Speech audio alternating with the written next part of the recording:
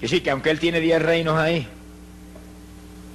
que surgen de donde estaba antes Roma, no pierdan eso de la mente. Aunque ahí que está el epicentro de su gobierno, dice que toda la tierra se maravilló y se fue en pos de la bestia. Así que ahí caerán en el lazo todos los países, Estados Unidos, Rusia y países de todos lugares, la China, etcétera. Creerán en ese hombre y en una u otra forma le respaldarán. Versículo 5. También se le dio boca que hablaba grandes cosas y blasfemias. Así que el hombre es un enemigo de Dios. Blasfema el nombre de Dios, pero habla grandes cosas. Se le dio autoridad para actuar 42 meses. Y esos son 3 años y medio exactos, conforme al calendario profético de Dios. Por 3 años y medio tendrá autoridad para actuar en la forma violenta en que él va a actuar durante su reinado. Y el verso 7 dice algo inquietante. Se le permitió hacer guerra contra los santos y vencerlos.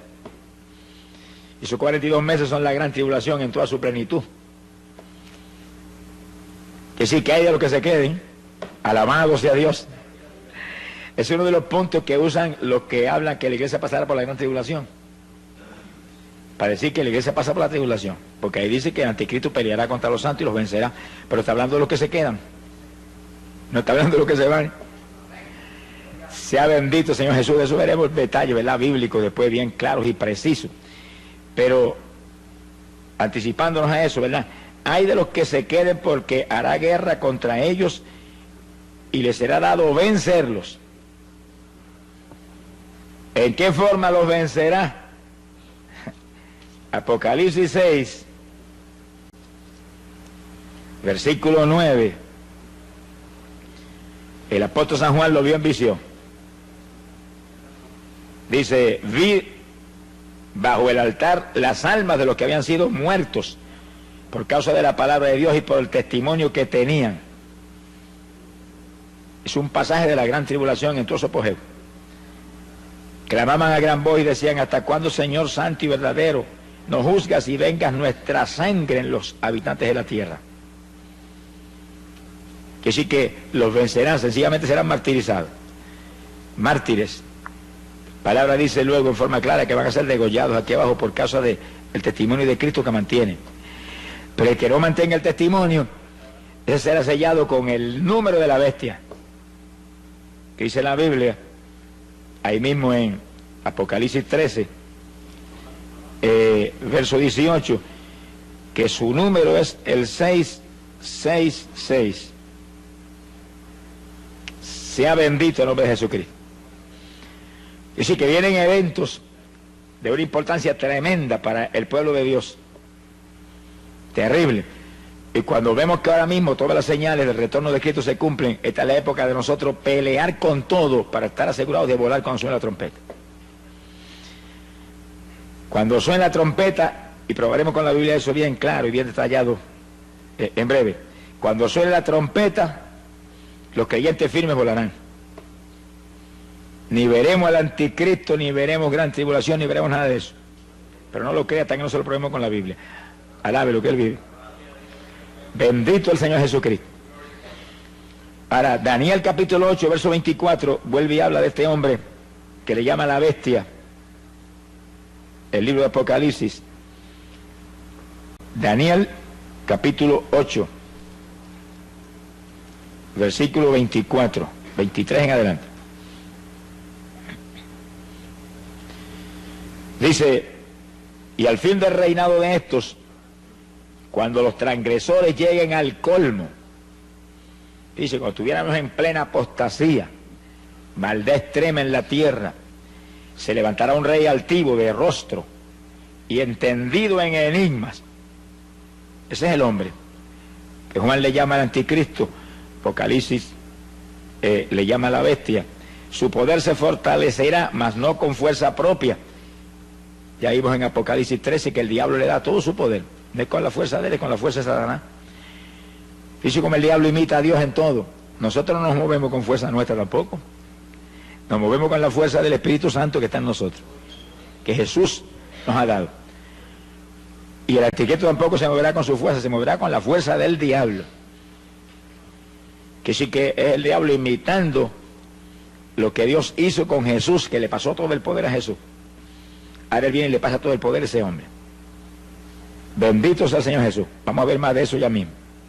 Su poder se fortalecerá, mas no con fuerza propia. El diablo le pasará su trono y todo su poder. Causará grandes ruinas, prosperará, destruirá a los fuertes y al pueblo de los santos. Ahí vuelve lo mismo otra vez. Desde Daniel está profetizado que hará guerra contra los creyentes que están aquí abajo en ese tiempo y los destruirá. Ahora está hablando físicamente y espiritualmente. Los que le acepten los destruye espiritualmente. Los que los rechacen y mantengan el testimonio de Cristo los destruye físicamente. La persecución más terrible que jamás habrá visto contra el cristianismo vendrá ahora.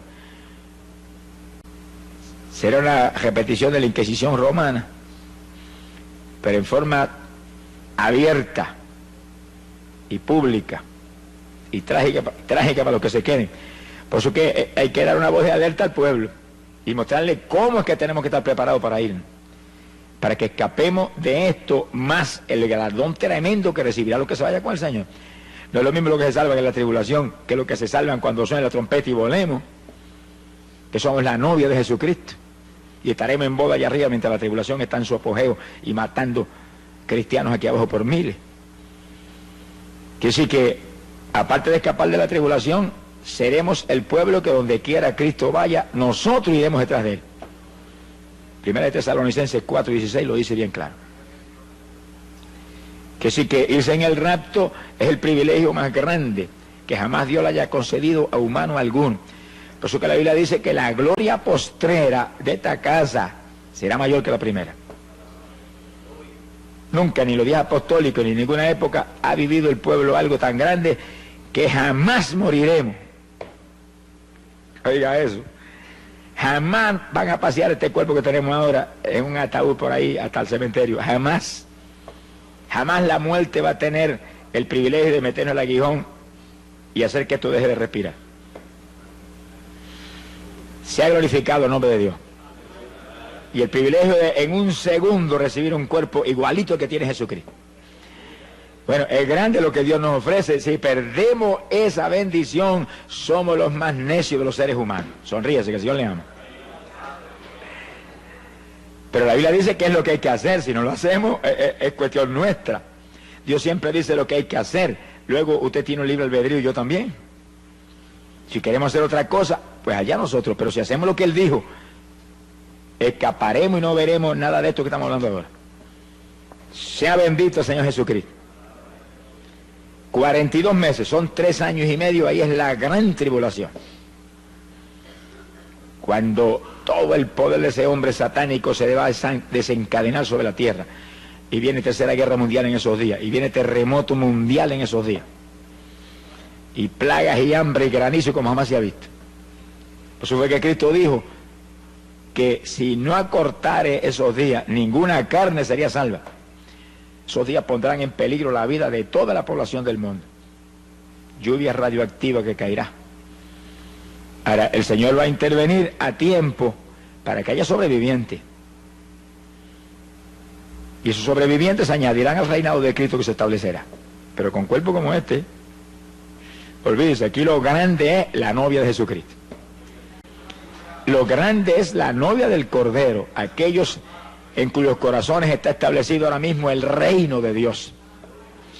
Bueno, de nosotros tan grande, mire, que es realmente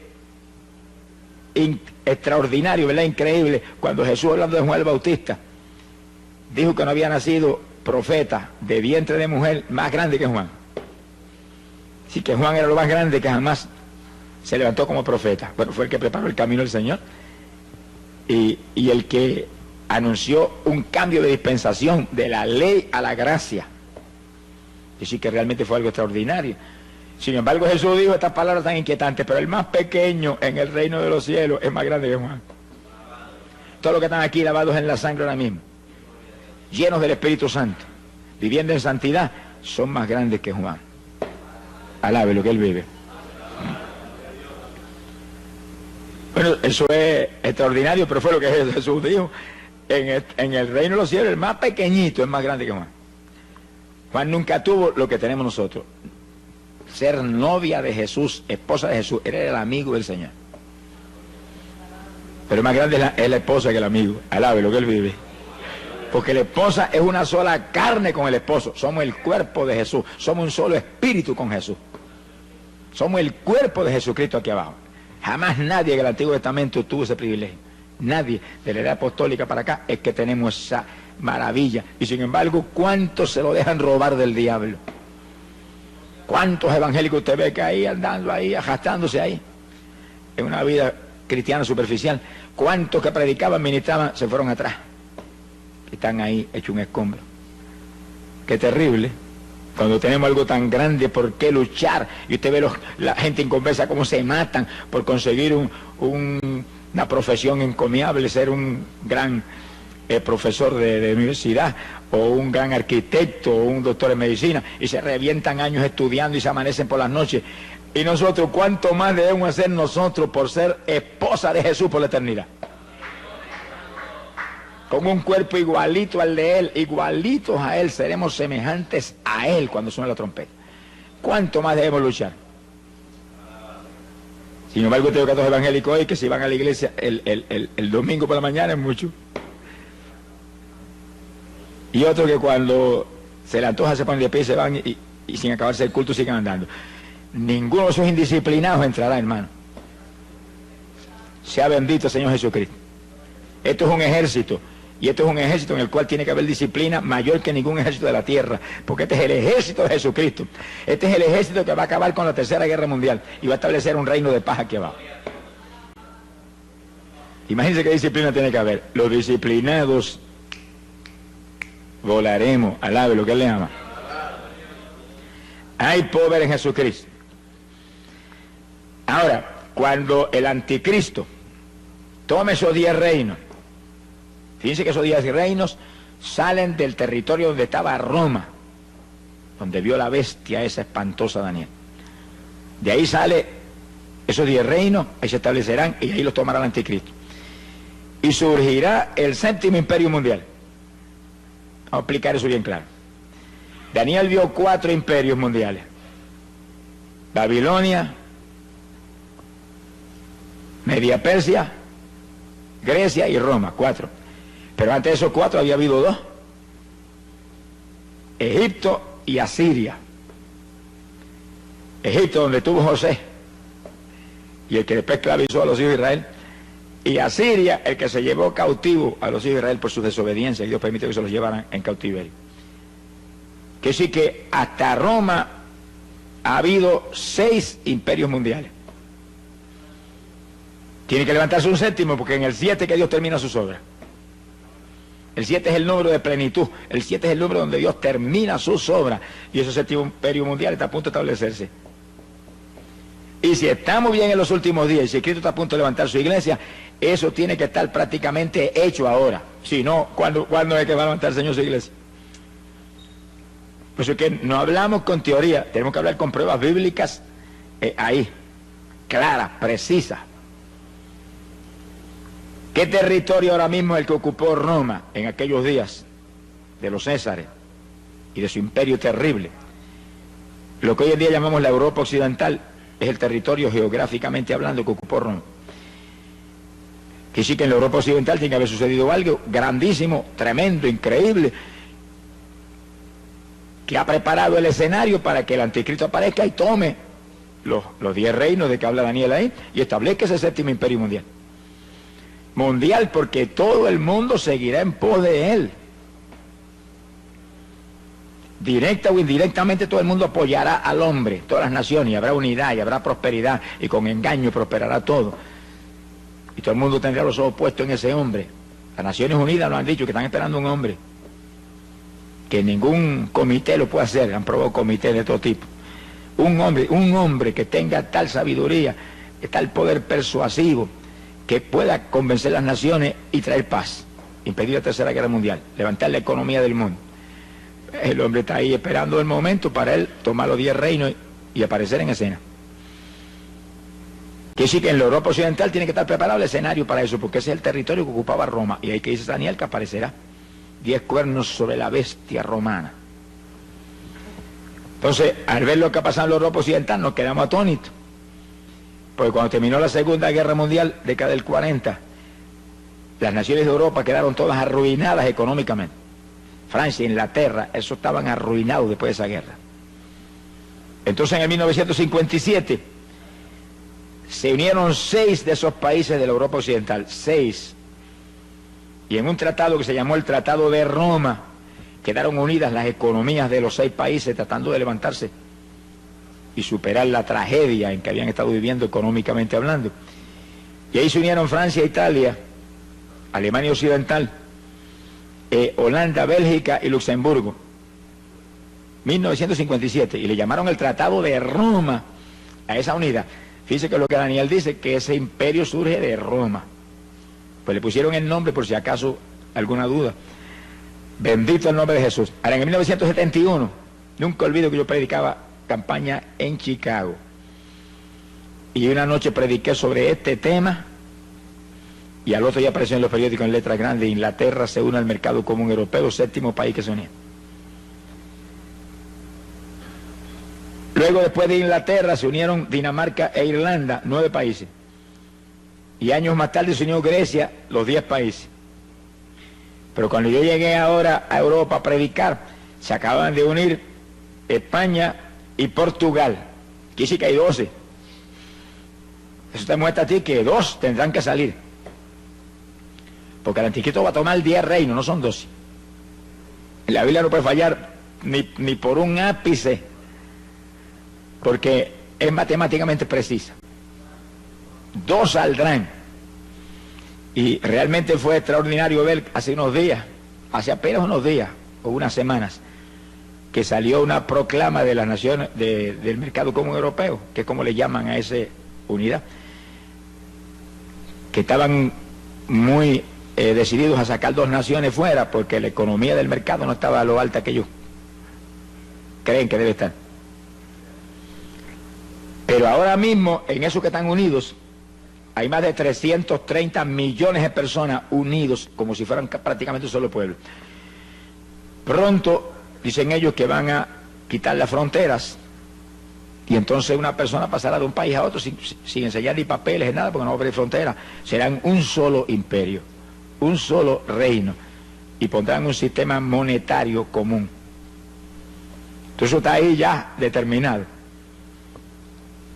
Quiere decir que ese es el imperio del anticristo, donde está Francia, Inglaterra, Alemania, todos esos países ahí, sin saber lo que les viene para encima.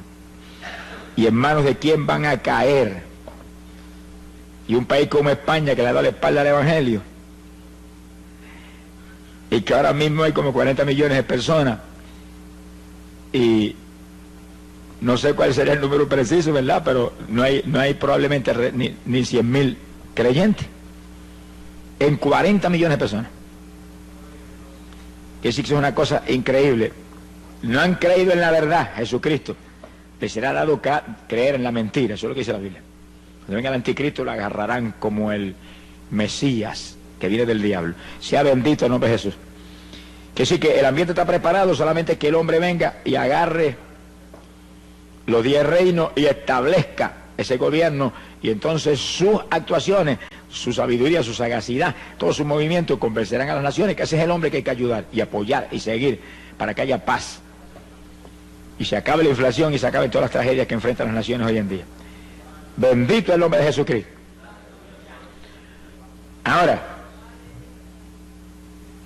viendo nosotros un cumplimiento profético tan terrible como es ante nuestros ojos, ¿cuál tiene que ser la reacción nuestra? Bueno, lo que dijo el profeta Jeremías, que son palabras que quedaron escritas ahí y están en pie hoy para la iglesia del Señor como nunca antes. Jeremías capítulo 6, verso 16. Dijo: paraos en los caminos y mirad. Hay muchos caminos aquí abajo, muchas rutas, muchos senderos. Hay que pararse y mirar para todos lados, aquel, el otro.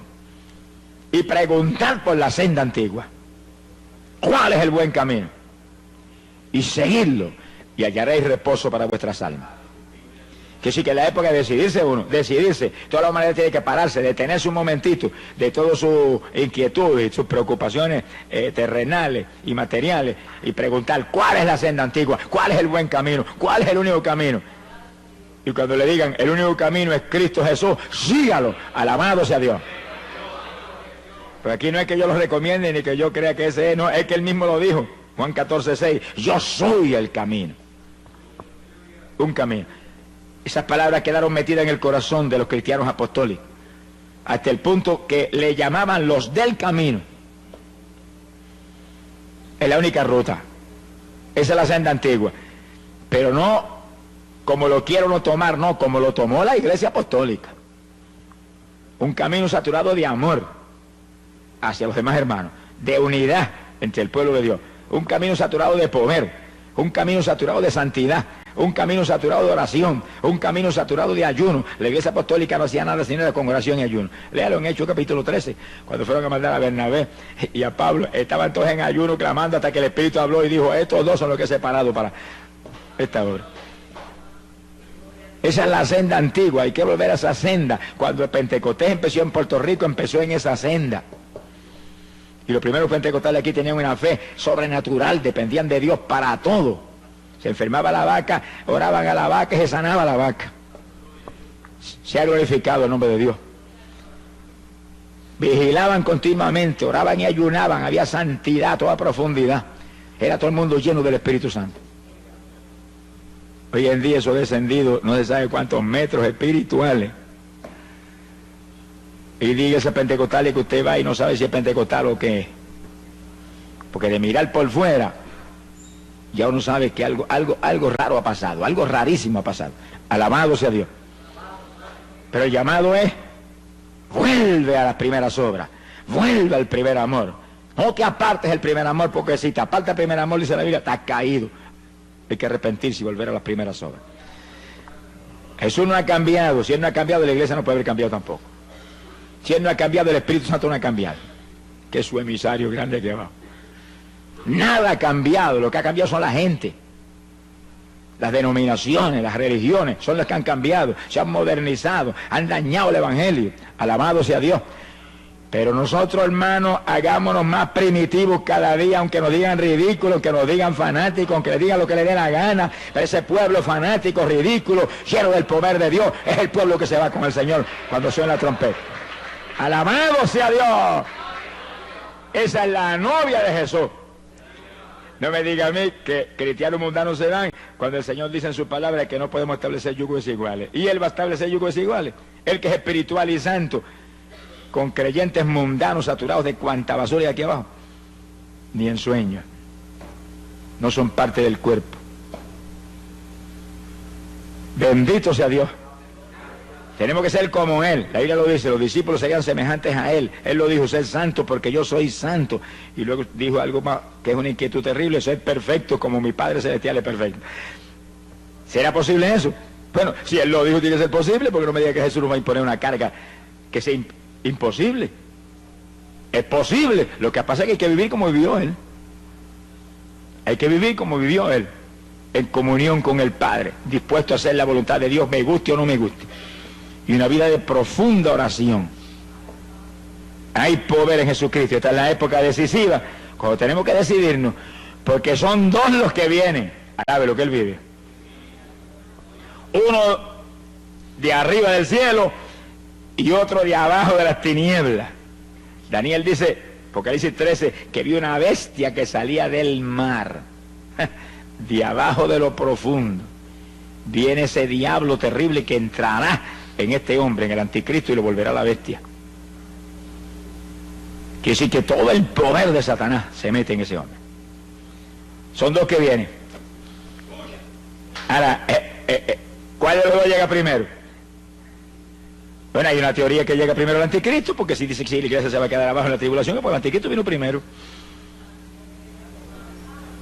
Uno de los dos tiene que llegar primero, no va a decir que van a llegar ahí cabeza a cabeza, no.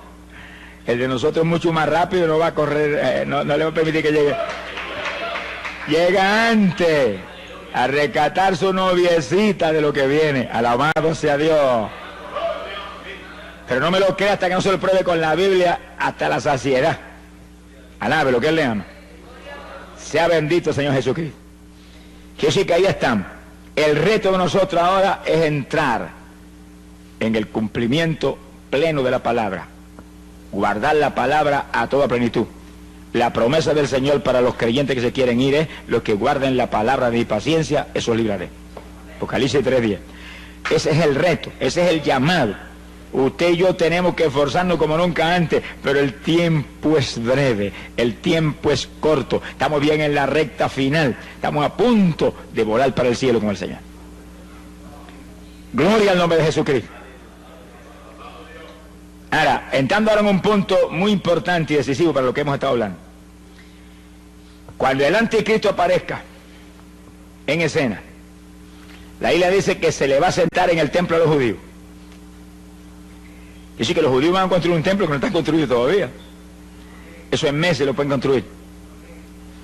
Pero cuando llegó la década del 60 y se movió hacia adelante, ni siquiera Jerusalén estaba en manos de los judíos. 20 años atrás. 20 años atrás Jerusalén no estaba en manos de los judíos. Pero en el 67 la tomaron en una guerra de 6 días. Se tenía que mover rápido el papá porque se le acababa el tiempo. Y en 6 días se le quitaron a los árabes, que no era cosa fácil, eso fue un milagro sobrenatural. Que esa gente sintieran temor y huyeran. Ahí entraron, tomaron la vieja ciudad. 67. Ahora construyen el templo en cualquier momento. Si la iglesia del Señor ve eso o no lo ve, eso no, a nosotros no nos tiene, no nos va ni nos viene. Sabemos que va a ocurrir, pero puede ocurrir antes de nosotros volar al cielo o puede ocurrir después. Lo importante es que ahí están los judíos en Jerusalén. Ahí están hablando de la construcción del templo todo el tiempo. He leído últimamente artículos de revistas importantes donde habla de la construcción del templo y que ellos están a punto de construir el templo. Y que el gobierno está con planes preparados y demás para construir ese templo ya mismo. Y que en meses lo construyen con las formas modernas de construcción que hay hoy en día, eso en meses lo tienen terminado. Ahí ellos van a restaurar toda la adoración que había en el Antiguo Testamento, con sacrificio de animales y lugar santo y lugar santísimo y todo eso, ignorando que ya el Mesías vino y una nueva dispensación está en pie y ya no estamos bajo la ley sino bajo la gracia, y que la ley se cumple ahora no en la gente carnal sino en los que andamos conforme al Espíritu. Pero ellos entrarán en ese asunto. Y entonces lo importante de esta cuestión es que el anticristo se le va a subir en ese templo y va a violar todo lo que se hace en el templo y se va a ostentar como Dios ahí. ¿Dónde está eso en la Biblia? Segunda de Tesalonicenses, capítulo 2, verso 3 en adelante. Y esto sí que es importante para nosotros, porque esta es la base de la doctrina de que la iglesia pasa por la tribulación, con una equivocación infantil. Mire lo que Pablo profetizó: nadie os engañe de ninguna manera, porque no vendrá, está hablando de la venida del Señor, no vendrá el Señor sin que antes venga la apostasía y se manifieste el hombre de pecado, el hijo de perdición. Ese es el anticristo. Ahí es que te dicen a ti: ah, no, pasamos por la tribulación porque el Señor no puede venir hasta que no se manifieste el anticristo. Pero ahí no está hablando del rapto, está hablando de la segunda venida de Cristo. Vamos a probarlo más abajo según leamos los versículos. Está hablando de la segunda venida de Cristo, donde el Señor viene con su iglesia y acaba con la tercera guerra mundial y establece un reino de paz. Por supuesto el anticristo tiene que venir antes que eso, porque él viene y va a destruir al anticristo y lo va a echar de cabeza al lago de fuego y azufre. Ahora, fíjese el resto: el cual se opone y se levanta contra todo lo que se llama Dios. Ahí está en toda la tribulación, los últimos 3 años y medio, últimos 42 meses, oponiéndose a todo lo que se llama Dios, o es objeto de culto. Hay de los que rindan culto al Señor en esos días. Tanto que se sienta en el templo de Dios como Dios, haciéndose pasar por Dios. Ahí le suspende los ritos a los judíos, se le sienta en el templo y dice: aquí soy yo Dios, y se ostenta como Dios y se forma el escándalo grande que lanza a la tierra a la gran tribulación. El gran pacificador se declara ahora como lo que es la bestia, Satanás encarnado. Mi alma te alaba, Jesús. Fíjense que el diablo imita a Dios en una forma tan profunda que en esos días levanta una trinidad. Satanás como Dios el Padre, que le da todo su poder al anticristo, su hijo espiritual satánico como él, y le da su trono, todo, igualito que Dios con Jesús. Y entonces aparece un falso profeta, que es el que va a estar al lado del anticristo, que es el que hace todas las obras, y levanta una estatua. Apocalipsis 13 habla de eso, y esa estatua tiene un poder tan terrible que la misma estatua mata a aquellos que no la adoran. Ahora no es una estatua ahora muerta con ojos que no ve como las actuales, es una estatua animada. ¿Qué clase de demonio habrá dentro de la estatua? Imagínense. Y sí, eso es una idolatría terrible, adorando al anticristo a través de esa estatua. Pero el falso profeta es el que hace las obras, como ahora. Ahora el que hace las obras es el Espíritu Santo, que no se mueve para nada si no es en el nombre de Jesucristo.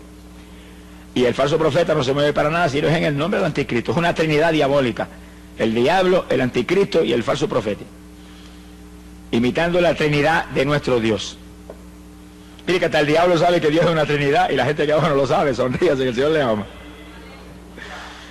Y gente que se burla y dice: eso es un Dios con 3 cabezas. Señor, reprenda al diablo y a ellos también. Alabado sea Dios. Es un solo Dios que se manifiesta en 3 divinas personas. Pero lo dice la Biblia, los tres una sola cosa son, un solo Dios. Jesús, la única forma visible de Dios. Dios el Hijo. El Padre, que está en el trono allá resplandeciendo. Allá veremos esa maravilla cuando entremos. Y el Espíritu Santo es el que está aquí. El Espíritu Santo es el que está aquí. Ese es el que está con nosotros. El que hace sentir a usted de vez en cuando un fueguito por acá, una corrientita por allá, como mostrando: aquí estoy. Ese es el que hace que Jesús sea una realidad en medio de su iglesia. Que se cumpla lo que Jesús prometió: estoy con vosotros todos los días de vuestra vida, por medio de la persona del Espíritu Santo. Me voy, pero enviaré un consolador, dijo. No dejaré huérfano. Volveré a vosotros. Quiere decir que Él separa su persona de la del Espíritu Santo como 2 personas distintas y de pronto los une como una sola cosa. Porque así es la Trinidad. Una de las comparaciones más claras para entender la Trinidad es un triángulo. Un triángulo es una sola figura, pero tiene 3 ángulos: ángulo A, ángulo B y ángulo C. Un ángulo está ahí, el otro acá, el otro acá. Son 3 ángulos distintos. El A es A y el B es B y el C es C, pero forman una sola figura. Esa es la Trinidad. 3 personas: Dios el Padre, Dios el Hijo, Dios el Espíritu Santo, pero un solo Dios. Sea bendito el nombre de Jesucristo. Y el diablo lo sabe. Muchas religiones no lo saben, pero el diablo lo sabe.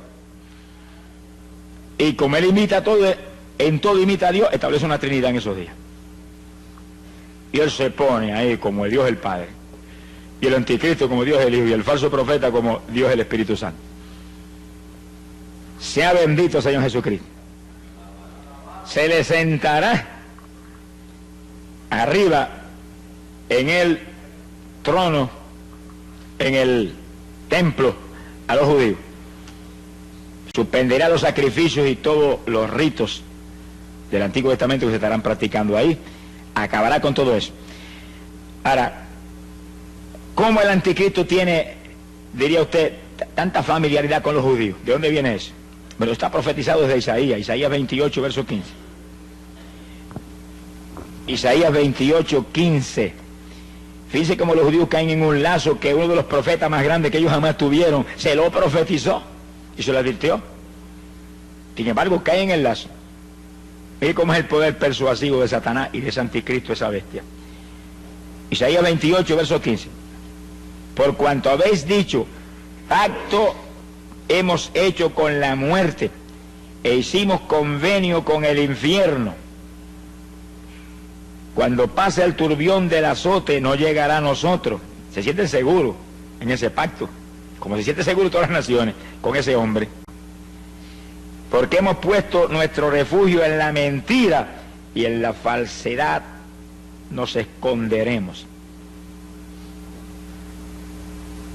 Hacen un pacto con el anticristo, y así que usted no se extrañe que el anticristo le va a ayudar a construir el templo, en el cual se sienten respaldados por ese hombre y bajo esa protección. Cuando Jesús vino lo rechazaron. Ahora viene el diablo y ya se lo aceptan. Se cumple la palabra que como se negaron a creer en la verdad, Dios permite que crean en la mentira. Que sí que todavía le queda a los judíos parte del juicio que empezó hace casi 2000 años, le queda el cumplimiento final terrible en los días que vienen. Sea bendito el Señor Jesucristo. Quiere decir que ese pacto estará ahí en pie. Y en los primeros 3 años y medio de ese pacto, el anticristo cumplirá el pacto. Vamos a verlo en la Biblia. Vamos a verlo ahí clarito. Daniel capítulo 9, verso 27. Ahora pueden ver esto en forma bien matemáticamente precisa. Por otra semana, es una semana de años, 7 años.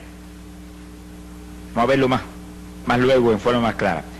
Por otra semana confirmará el pacto con muchos. Hay un pacto del anticristo con muchos, pero ahí está incluido Israel. Y a la mitad de la semana, cuando pasen 3 años y medio, esos últimos 7 años, hará cesar el sacrificio y la ofrenda. Después, con la muchedumbre de las abominaciones, vendrá el desolador hasta que venga la consumación. Pero fíjese que Pablo nos explica, que lo dijimos en 2 Tesalonicenses, que es lo que hace. Hace cesar el sacrificio y la ofrenda, pero se le sube en el templo y se sienta ahí y dice que él es Dios, que a él es que hay que adorarlo. Que se acabaron los ritos y se acabaron los sacrificios animales, que a él es que hay que sacrificarle ahora. Es a Jehová.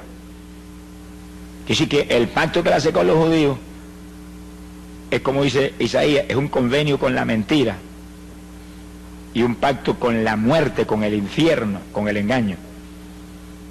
Se ha glorificado el nombre de Dios. Pero fíjese que ahí habla de una semana específica. Ahora, ese es un punto decisivo. ¿Qué semana es esa? Son los últimos 7 años de esta dispensación. Los últimos 7 años de esta edad. Ahora, en Daniel capítulo 9, verso 24, tenemos que entender esto para poder entender ese punto. Daniel habla de 70 semanas determinadas para su pueblo. Esos son 490 años, son 70 semanas de años. Multiplique 70 por 7 y son 490 años. De esos 490 años, desde que restauraron a Jerusalén, reconstruyó Esdras a Jerusalén hasta la muerte de Cristo en la cruz, pasaron 69 de esa semana, 483 años. Quedaron 7 fuera. ¿Cuándo esos 7 aparecerían? Ahí lo dice en el versículo 27. Una última semana en la cual confirmará el anticristo el pacto con muchos, pero a mitad de esos 7 años se sube en el templo y hace cesar el sacrificio y la ofrenda. Y sí que queda de las 70 semanas que dijo Daniel que serían para Israel, queda una. Esa es la última semana, últimos 7 años de esta dispensación. Ahora fíjense en esto, que es lo importante que es esto para nosotros. Si en esos últimos 7 años de esta edad, que es cuando el anticristo aparece, y a mitad de los 7 años se le sube en el templo a los judíos, eso es atención de Dios para Israel. Porque aquí lo dice, 70 semanas determinadas para tu pueblo. ¿Cuál es el pueblo de Daniel? ¿Eso no somos nosotros? Si en esos últimos 7 años es atención de Dios para Israel, ¿dónde está la novia de Jesús? De boda, alabe lo que él vive. De boda. Y la Biblia dice que las bodas no son aquí abajo, porque la 19 dice que las bodas son en el cielo. Y decir, por eso tenemos una seguridad absoluta de que cuando el anticristo aparezca, no estamos aquí, porque ahí comienzan los últimos 7 años. Ya hemos volado y nos fuimos. La atención de Dios ahora es totalmente, exclusivamente para la novia de su Hijo, la iglesia. ¿Y qué dice la Biblia? En los últimos días derramaré mi espíritu sobre toda carne. Mire cómo es la atención de Dios ahora. Derramamiento del espíritu para que nuestros hijos y nuestras hijas profeticen, nuestros jóvenes tengan visiones, los viejitos tengan sueños, y siervos y siervas unción nueva del Espíritu para profetizar. Profecías, sueños, visiones, ¿sobre qué? Sobre los últimos días.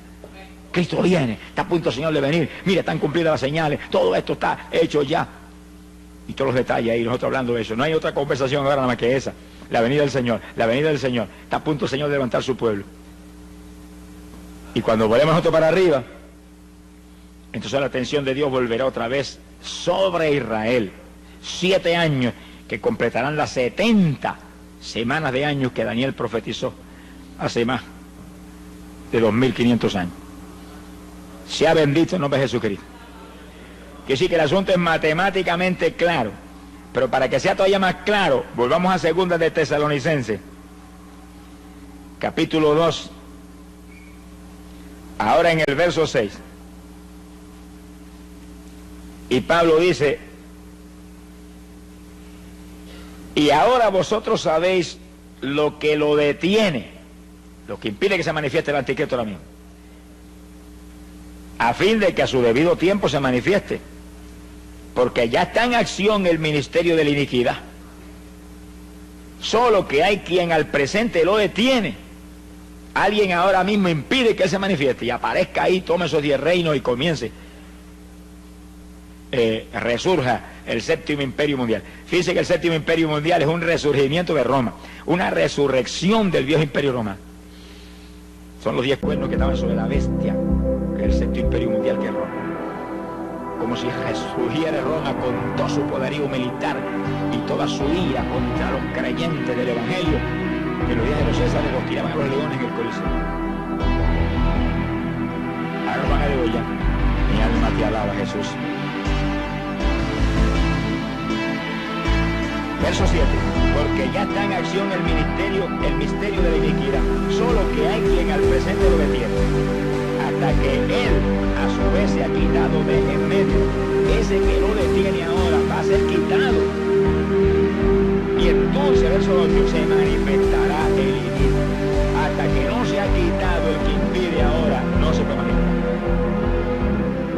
Y si cuando suena la trompeta y arrebatados en nubes volemos hacia el aire al encuentro del Señor, ahí el anticristo se sonreirá y dirá: ahora yo puedo aparecer, ahora voy yo, ahora soy yo el principal personaje en la tierra. ¿Y por qué no se puede manifestar mientras la iglesia del Señor está aquí abajo? Porque la iglesia del Señor, y yo no estoy hablando de todos los evangélicos que existen hoy en día, porque eso no es. Estoy hablando del cuerpo de Jesucristo, hombres y mujeres que forman el cuerpo de Jesús, porque son hombres y mujeres santos, limpios, llenos del Espíritu Santo, llenos de la fe del Señor, que se mueven ahí, andando no por vista, sino por fe, creyendo la verdad total de la palabra y viviéndola, y dando testimonio a la humanidad, y que sus vidas ya no es yo, sino Él, y que el único incentivo de estar aquí abajo, porque somos de arriba, es llevar luz a los perdidos. Esa es la iglesia del Señor. Los demás no están pegados al cuerpo de Cristo ni con saliva. Sonríese, que el Señor les ama. Están convencidos, pero aquí no es cuestión de convencerse, aquí es cuestión de convertirse, desde la mollera de la cabeza hasta la planta de los pies, desde las uñitas hasta el pelo, por dentro y por fuera, nada de lo que Él le ama. ¡Ay, sahaya, sójaba! Si el anticristo se manifiesta ahora, mientras la iglesia del Señor está aquí, la iglesia del Señor tiene promesas de Jesús, os he dado poder contra todo poder del enemigo. Pisarán serpientes y escorpiones, no os dañarán. En mi nombre echarán fuera demonios. Y dijo: y los discípulos serán semejantes a mí, harán mis obras y aún mayores. Se aparece el anticristo, ahora le caemos como el que apaga fuego encima. Lo único que va a poder hacer es taparse, cubrirse, porque los golpes lo van a abrumar. Quiere decir que él no puede aparecer. El diablo no lo va a manifestar. Ahora el diablo sabe que si lo manifiesta ahora sería un fracaso para él, no va a hacer eso. Está esperando que lo que impide se ha quitado del medio. Y cuando seamos quitados del medio, para arriba. ¿Quitados en qué dirección? Para arriba. ¿Quitados en qué forma? Arrebatados en nubes hacia el aire, al encuentro del Señor. ¿Quitados en qué forma? En un segundo, en un abrir de ojos. Los cuerpos corruptibles transformados en cuerpos incorruptibles, los cuerpos mortales en cuerpos inmortales, o como Pablo dice en la carta a los Filipenses, esperamos a nuestro Señor Jesucristo, el cual transformará este cuerpo de vergüenza nuestra en cuerpo semejante al de la gloria suya. Mira el clase de poder que hay en Dios. Por eso que el que dude de Dios, hermano, está frito. Está liquidado. Si en un segundo, Dios va a transformar este cuerpo, desde el más mínimo pelito que tenga usted, hasta las uñas que tenga abajo, en cuerpo de gloria, en un segundo. Pablo dice, en un abrir de ojos. Hay traducciones que dicen, un abrir y cejar de ojos. ¿Es lo mismo? Para abrir los ojos tiene que haberlo cejado primero. Es una cosa que no tiene sentido. Usted prueba que vea. Haga así, un segundo. En un segundo esto queda transformado en cuerpo inmortal, como el de Jesús. Entonces, ¿qué cosa será difícil para Dios? Si es un milagro como es en un segundo. A nada de lo que él vive. ¿Qué es entonces un cáncer para Dios? ¿Qué es entonces el AIDS para Dios? ¿Qué es entonces bautizar con el Espíritu Santo un creyente? Nada, todos son pequeñeces al lado de ese milagrote. Transformarnos en algo igualito a Jesús en un segundo. Pues eso es lo que va a hacer.